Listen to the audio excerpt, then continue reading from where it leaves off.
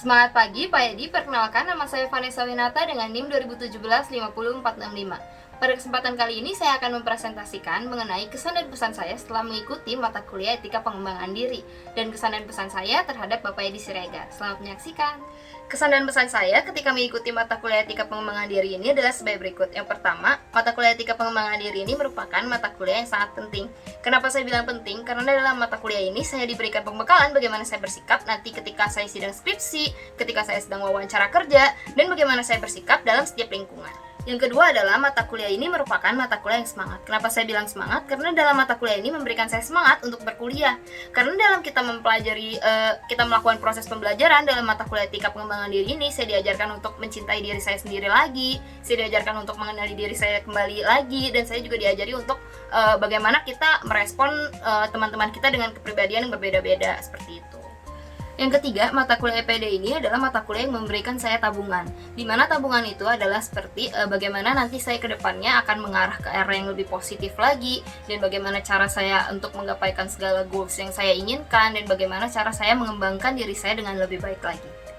Pesan saya untuk mata kuliah Etika Pengembangan Diri ini adalah mata kuliah ini merupakan mata kuliah yang sangat baik karena memberikan bekal kepada mahasiswanya untuk bagaimana cara mereka bersikap ketika nanti sidang skripsi, bagaimana cara mereka bersikap untuk nanti mereka mengikuti wawancara kerja, bagaimana cara mereka bersikap dalam lingkungan kerja, lingkungan keluarga, dan lainnya.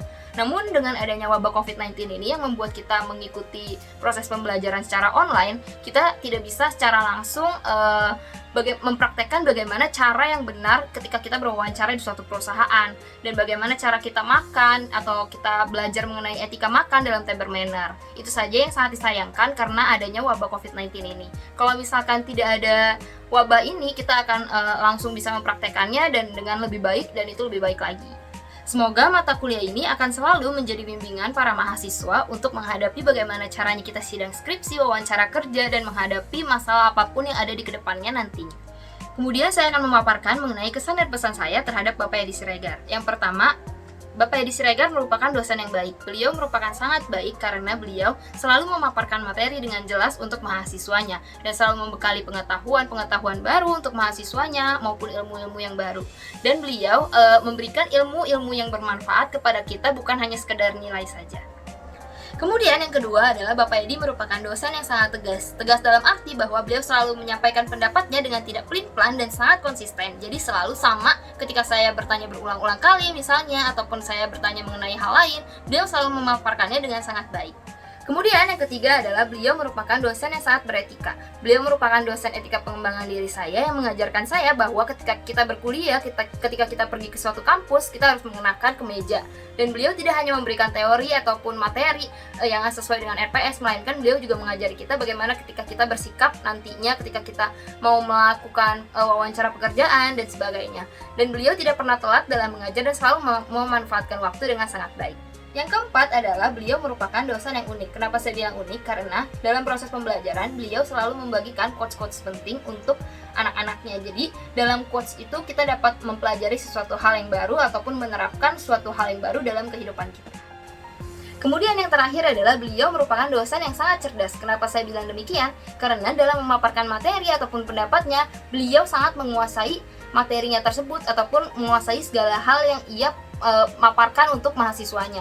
Dan terbukti juga bahwa beliau merupakan lulusan S3.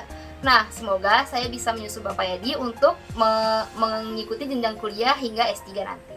Dan yang terakhir, saya akan menyampaikan pesan saya untuk Bapak Edi. Terima kasih kepada Bapak Edi telah memberikan kami pembelajaran maupun pengalaman yang sangat banyak dan ilmu-ilmu yang sangat penting melalui mata kuliah Etika Pengembangan Diri ini. Mohon maaf kepada Bapak Edi apabila dalam proses pembelajaran saya belum memberikan yang terbaik atau belum sejalan dengan kemauan Bapak. Tapi dalam hal itu saya sudah berusaha semaksimal mungkin untuk sesuai dengan sejalan dengan kemauan Bapak dalam setiap proses pembelajaran. Akhir kata, semoga Bapak Edi selalu bertambah berkat, handal dalam segala hal, selalu diberikan kesehatan oleh Tuhan, dan selalu diberikan kesabaran untuk mengajari setiap mahasiswanya. Dan terima kasih Bapak telah mengajari saya selama 1 semester ini. Semoga Tuhan Yesus selalu memberkati Bapak.